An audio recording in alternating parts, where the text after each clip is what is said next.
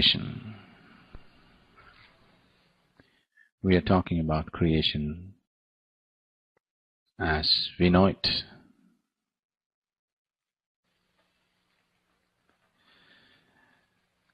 When I say we're talking about creation as we know it, the way we know it right now is only through the five senses. Generally, as people know creation is only through the five sense organs. In the very nature of things, sense organs always perceive everything only in comparison with something else. What you know in comparison is not perception, it is a distortion of reality.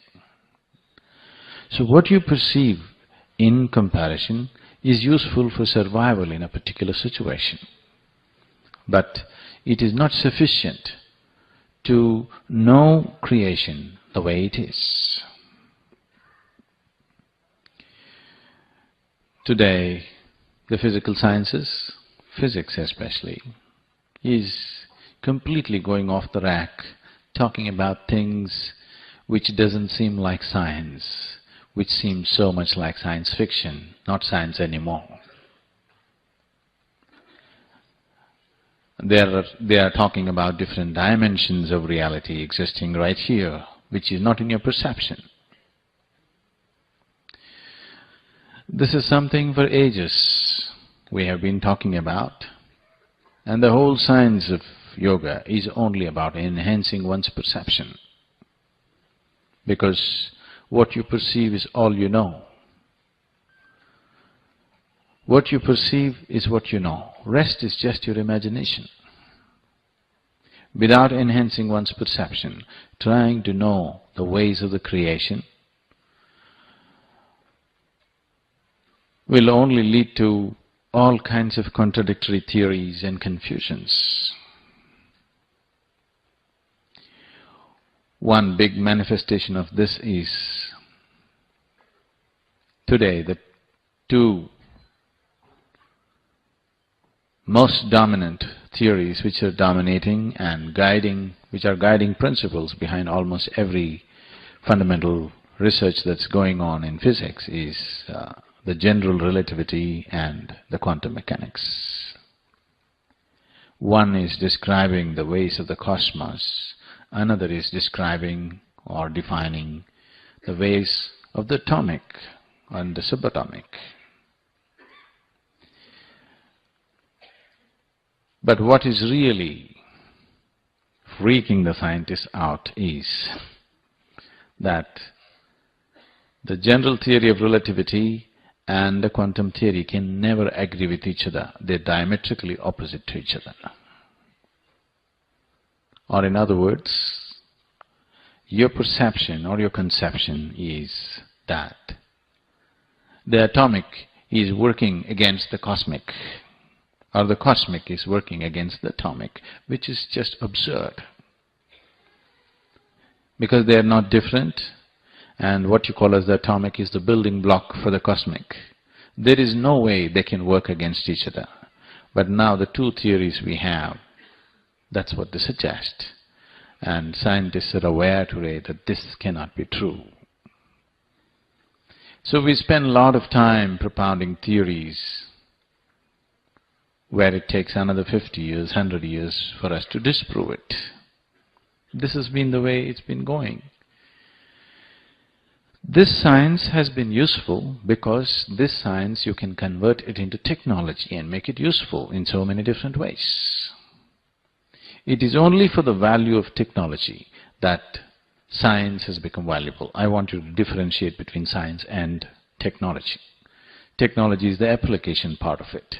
If you take away the application part of it, in terms of knowing, the way science has approached knowing has been very rudimentary and very limited in so many different ways. If you look at the aspects of science, the way it is being explored, it is very relative and limited.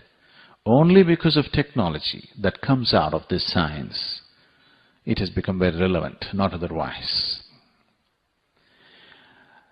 Another reason why spirituality has become irrelevant in large number of people's lives is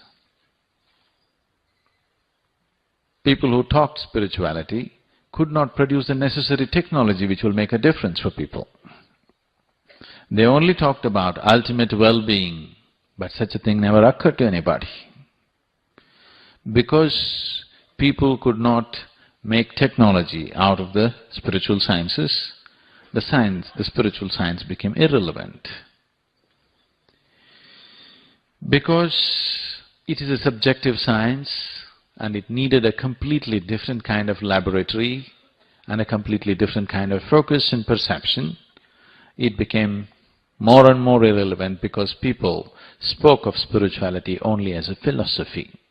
Today, people are talking about spirituality and philosophy as if they're the same. Spirituality is a science which is not concocted by you, but philosophy is something that you concoct, something that you make up in your mind. If we interview every one of you, each one of you have your own kind of philosophy. There is nobody who is not a philosopher on the planet, do you know this? There is nobody on the planet who is not a philosopher. Everybody has his own philosophy. You ask anybody, they have their own philosophy. You meet a great philosopher, of course he has a very elaborate philosophy. You meet a petty criminal, he has his own philosophy. You talk to your servant maid and see, she has her own philosophy. Is it so? You just talk to the beggar on the street, actually he has his own philosophy. So philosophy is something that you concoct to create a certain psychological comfort and a feeling of knowing which is not true. Spirituality is not something that you concoct, it is something that you explore. If you want to explore these dimensions, the only and only way is to enhance your perception. Without having necessary methods to enhance your perception, if you approach it, definitely it looks like a dead end. Now, when you say spirituality, you're talking about something that you're unable to perceive through the five senses. You're talking about a dimension which is beyond the physical. And the five senses, the very way they are made, they can perceive only that which is physical. Anything that is not physical, you cannot see it, you cannot smell it, you cannot taste it, you cannot hear it, nor can you touch it. So if your perception is limited to five senses, naturally the play of your life and the scope of your life will be only physical. But I talk to God every day, that is also physical. Because God is just an idea for most people, it's not a living reality. No, I feel it in my heart. What you feel in your heart is your emotion, which is also made up by you. The psychological and the emotional states, whatever you go through, can be made up by you right now. Isn't it so? Right now you can close your eyes and generate deep sense of love towards somebody. Right now you can close your eyes or maybe open your eyes and look at somebody here and generate a deep sense of hatred towards somebody. You can create whatever you want in your mind. And the way you think is the way you feel. So what is happening in the psychological sphere of your life has nothing to do with the spiritual. Today, unfortunately, the psychological solace is being interpreted as spiritual. To be psychologically in a pleasant state is one of the side effects of spirituality, but it is not spirituality. If you are in a certain inner state, to have a pleasant state of mind is very natural, but to have a pleasant state of mind is not spiritual. If you go and watch the sunset in the evening, maybe you will feel wonderful within yourself. If you eat an ice cream, you may feel wonderful. It doesn't matter. You go and watch a cinema, you may feel wonderful. Is this spiritual? No. You are just creating a pleasant psychological state. Psychological status, whether it is coming out in the form of thought or emotion, is fundamentally all yours. You can make anything out of it. What you call as the physical is not all yours. There are many forces playing upon it. What you call as the spiritual is not at all yours. It is you, but it is not yours. But what you call as the psychological is all yours. You can make it whichever way you want. But right now, because people have no even control over their psychological, that has become the biggest problem. When you say spirituality, immediately people will add a rejoinder, peace of mind. Peace of mind is not spirituality. Please just, if you have a pet at home, let's say if you have a dog at home, just go home and see, he sits there quite peacefully. Doesn't he? Do you see the bulls that are standing in Delhi streets? They're standing quite peacefully, aren't they? Stomach is full, they're all peaceful. This is not spirituality. This is just psychological pleasantness which everybody has to have, must have, for which there are ways to have. But when you talk about spirituality as a science, you're not talking about just psychological pleasantness. So what is a spiritual process? To give it a very technical kind of definition,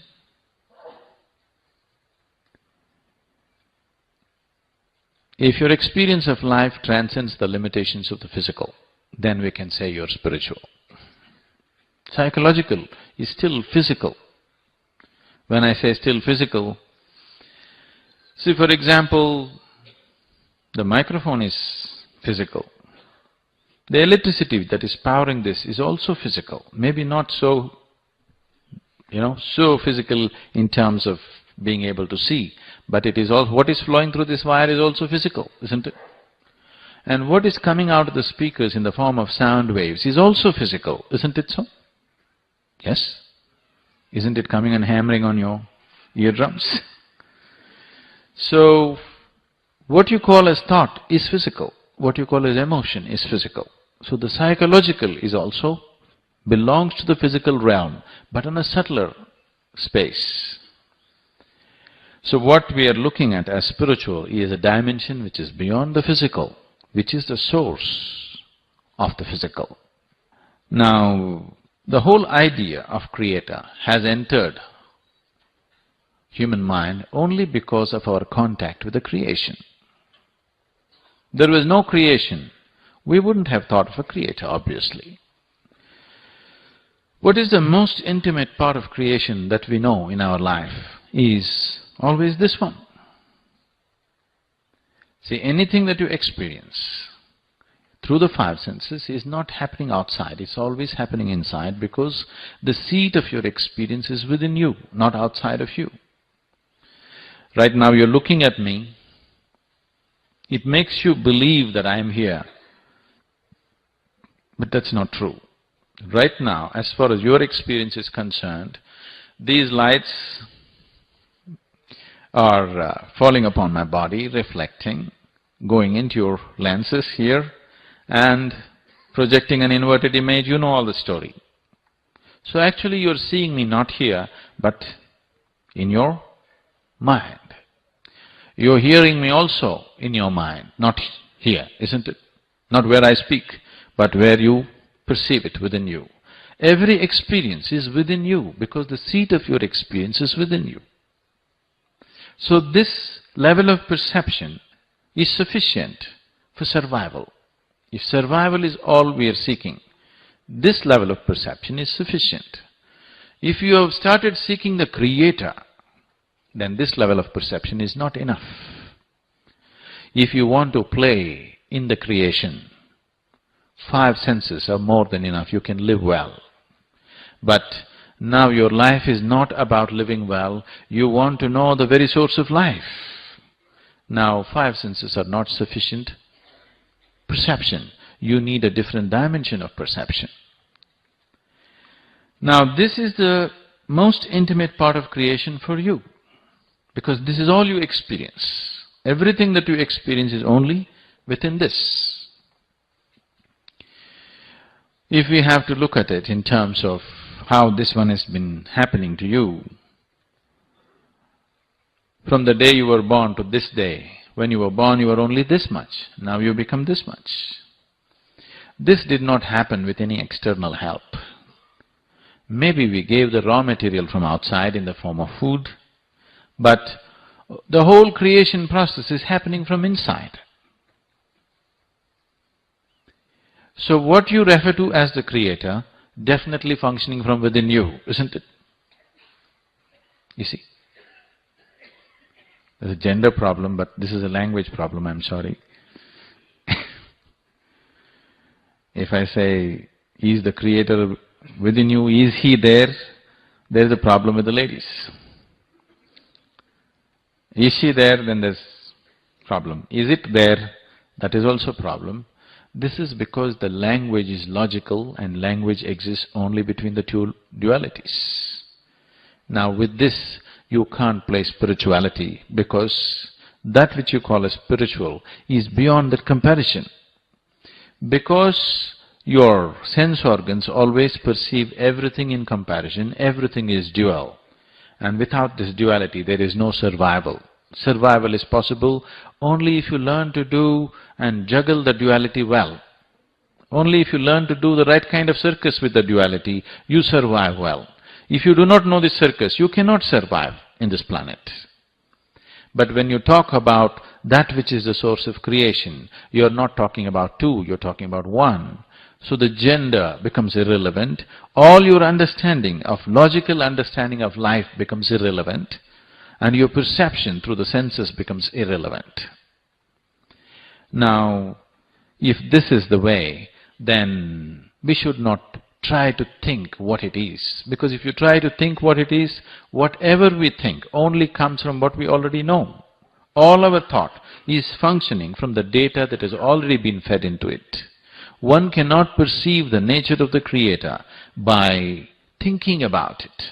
If you think about it, you will hallucinate after some time. It can create psychological well-being. For most people, largely, God has been taught to them, depending upon what kind of community, what kind of society, which part of the world, accordingly different types of gods have been taught to them. They believe it. So because they believe it, they think about it naturally, and it can become a very strong thought process which gives them certain sense of stability, comfort, confidence above all, but no clarity. Confidence without clarity can be disastrous. You can't see clearly, but you're very confident. Could it be disastrous? Yes. Do you see, your vision is not clear, but you're very confident driver. Is it going to be disastrous? Because what you need is not confidence, what you need is clarity. If you see things clearly, if you see everything the way it is, then you walk through the world effortlessly. You can do things with confidence also. Now, you want to cross a busy street, whatever is your sect or religion. Anyway, everybody has their own mantra. You say Hail Mary and run, or you say Jai Sri Ram and run, or you say Allahu Akbar and run. Busy traffic is going on at high speed, you just run across, shouting your mantra. You may make it. Yes, you may make it. Many times people make it, because quantum physics is also going about saying everything is happening by chance in existence. But if you try it a few times, then we will have to scrape you off the highway. If you see things clearly, then you cross the street.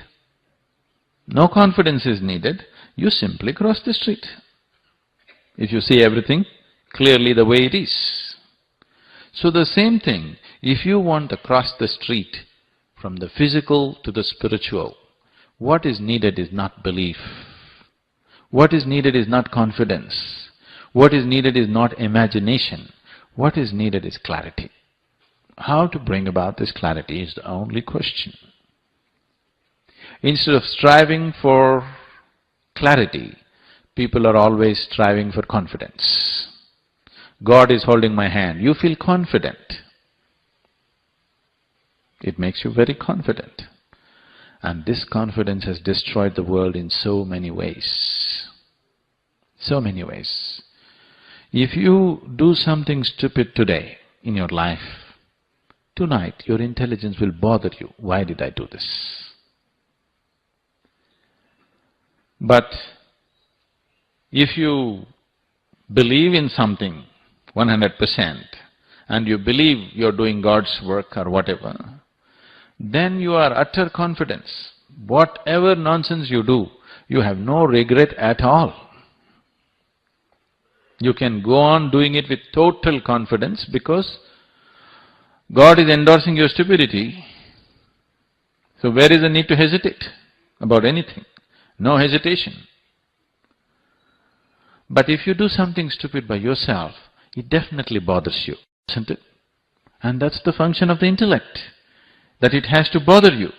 If you do something foolish, your intelligence has to poke you and bother you every day. Then only it evolves, isn't it? What started as a spiritual process is one time slowly became organized into a certain form and has created so much nuisance and division. Humanity is divided almost permanently, you know. When you look at it, when are we going to put it together, it looks like a faraway reality. It's all right to dream, it's all right to have a vision, it's all right to work for it, but when you really look at the world's human reality today, when are we going to put all the world together is a big question, isn't it? Because they're so deeply divided. Any other division, you are this party, that party, you know, people can change parties very easily. But once you believe something as God's own stuff, changing is very difficult because it is heaven endorsed, very, very difficult. And this is the biggest impediment for spiritual process to happen. If spiritual process has to become a common reality for everybody, it's extremely important that it is presented as a science, as a scientific method. See, today your intellect is made this way. Only if I speak something logical, you will listen. If I speak something illogical, you are unwilling to listen. Isn't it so? Yes. That means only the ways of the modern science is acceptable to you. Anything other than that is not acceptable to you. So it's extremely important that spiritual process also is clothed in the same logical clothing, because intellect is a large part of you. If I met you 2000 or 10,000 years ago, your intellect was not the most dominant part in you, your emotion was the most dominant part in you. Is it so? If I happen to meet you 10,000 years ago or even 1,000 years ago, your emotion would have been the dominant factor, not your intellect. But today, things have changed and your intellect is the dominant factor in you. Once your intellect is dominant, anything illogical it cannot come to terms with. No way it will come to terms with. At the same time, the greatest intellects on the planet who have become great scientists, now they are taking you to an absolutely illogical spot. Absolutely illogical spot. What is coming out as a combination of this general theory of relativity and quantum theory, and which is, people are trying to propound it as a string theory, is pure science fiction, or it is like, I don't know if you watch those old movies, what are those, Maya Jal and what are those? What is that, N.T. Ramarao movies were coming, where people will appear here, disappear there, come here, go there, you know, the same man is in 10 different forms he takes on, all these things. Scientists are beginning to talk like these movies now, because they don't have perception for this, but their mathematical calculations is giving them a feeler of what is to be expected. So spiritual process is a way of exploring the interiority, exploring that dimension which is the source of the physical. There is a whole science and technology for this. The reason why it has become ridiculous in many ways is, one thing is because we did not, or over a period of time, the necessary institutions did not survive. The necessary investment in terms of time, money, intellect, resources, people did not happen in that direction. So all kinds of people, anybody who reads the second chapter of Bhagavad Gita becomes spiritual today. Yes, because it's very easy. Now you can talk things that nobody can, a kind of logic which is unbeatable, a kind of logic which is totally unbeatable, but nothing spiritual about you learning a book. Maybe the person who spoke the book is talking about something else, but you reading the book and knowing it logically, there is nothing spiritual about it. If you intellectually incline yourself, you're paving the way, that's all. The road is not the destination, isn't it? You read the Gita, you got inspired by Krishna's words. Now, maybe you're inclined, but you're not spiritual. I want you to understand the distinction. Spirituality means a dimension beyond the physical has become a living reality for you. For you, the Creator is not somebody who is sitting up there. Creator is not somebody that you look up to. Creator is not somebody that you pray to. Creator is not somebody that you dream of or imagine. It is a living reality, like your breath and your body. The source of creation also functions within you every moment of your life. If this happens, then we say you're spiritual. Otherwise, we say you're on the path. Now, if you want to go to a dimension which is beyond the physical, through a physical means, it is not going to happen. You need a perception which is beyond the physical. Only then you approach the dimension which you refer to as spiritual. The reason why this has not happened the way it should have happened, especially in this country, which has such a large body of spiritual work behind it. When Mark Twain, you know Mark Twain? When Mark Twain visited India for over 3 months, he had a good guide who took him around to the right places. And when he was leaving, he said, anything that can ever be done, either by man or God, has been done in this land. This is probably one of the best compliments India has ever received. And it is so. You might have lived in India without knowing the real heartbeat of India, because in every possible way that you can explore the inner dimension, it's been done. Nowhere else on the planet has ever such a thing has happened. The volume of spiritual work that has happened in this land. In spite of that, why is it not alive in a real sense, being alive in everybody's life? Is simply because we did not, or those institutions which transmitted this kind of knowledge did not withstand the rigors of time and history, and it crumbled. And later on, for whatever reasons, we did not invest the necessary investment to make these things happen. Especially today, because people are talking in terms of, everything is fast food and fast whatever. Without investing the necessary time or effort, people want to do things. Because of this, spiritual sciences are becoming more and more ridiculous. On the street side, without any commitment, people want to do spirituality.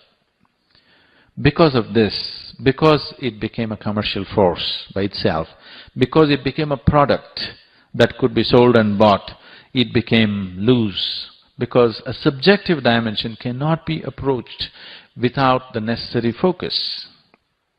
In the sense, see, for example, can somebody tell me what's the greatest movie that you ever saw in your life? A cinema. Okay. Okay. Do aankhe bara hath, whatever. So it had why you are saying it's the greatest movie is, it had a big impact on you. So you went into the cinema theater, you sat in that dark house, breathing everybody else's exhalation, breathing in everybody's exhalation, sat there glued to the screen. Instead of this kind of arrangement, instead of this kind of very focused arrangement where everything else was cut off, dark room means everything else is cut off. Your whole attention is right there on the screen. Instead of this, let us say you're driving on the street, every advertisement hoarding that you see turns into your video screen and everywhere it's playing. You are driving, once in a way you watch Do Anke or Barahat, and you saw the movie like this. Would it have the same impact on you? Even a simple cinema needs a focused approach, otherwise you will miss the whole point, isn't it so? It's just two-dimensional. Cinema is just two-dimensional, and that needs total attention, otherwise you will miss the whole import of what it is. When this is so, when you talk about spiritual, out of which every dimension in the existence has come out of, you need absolute focus. And right now the necessary dedication to create this focus and dedication is what is missing. Because of this, spiritual sciences are becoming a ridiculous process where scientists are just dismissing it as nonsense. But slowly it is getting its foothold here and there. Somebody was mentioning three different fora. One is the World Economic Forum. For the first time, such a thing was unthinkable just 2-3 years ago. For the first time this year, they have a session called Spirituality and Science. This was just unheard of. World Economic Forum is supposed to be totally of a different scale and no question of spirituality there, but for the first time science and spirituality segment has come up there also. Because scientists are they're facing a wall, they're not able to look beyond that. They need some help somehow. How to go beyond this? Because the physical stops at a certain point. How to explore beyond that? Because if you do not explore that, everything that you have explored in the physical seems all contradictory and mixed up. Now, exploring spirituality, what it means. See, if you just move your hand like this, you can feel the air, which normally you did not feel, isn't it? Right now you're sitting here, this place there is air, but you can't feel it. Though you're breathing it, you still can't feel it. But if you just move it, you can feel it. Suddenly, little movement that you created with your hand, you are able to feel something that you could not. You are perceiving something that you normally do not. So similarly, that which is the source of this creation, if you want to feel it, you have to create a little moment inside. Without that little moment, you will not feel it. You have to create a certain dimension of intensity inside. All yogic sadhana is only towards this. Yoga is not about giving you therapy. It is not about your backache or headache or asthma or whatever. Health benefits that come out of yoga are purely side effects of yoga. Yoga is not a therapy, it's a discipline. If you take this as a discipline, therapeutic values are there. Therapy will happen, but you never do yoga as a therapy. It is done as a discipline. Because using it as a therapy is like… Can I tell you a story? I seek your permission because the moment I say once upon a time, many people here, the light is right, you will think it is bedtime. Let us say you have never seen an aircraft in your life. You do not know the very concept of flight. And one day, today morning you came out of your house, there's a huge airplane parked in front of your house. What is the first thing? Any unknown object means fear, suspicion. Which is how, which is how everybody approaches me. First fear, then suspicion. I have to work through all that before they see what it is. An airplane also faces the same thing because it's a new dimension. First fear, then suspicion.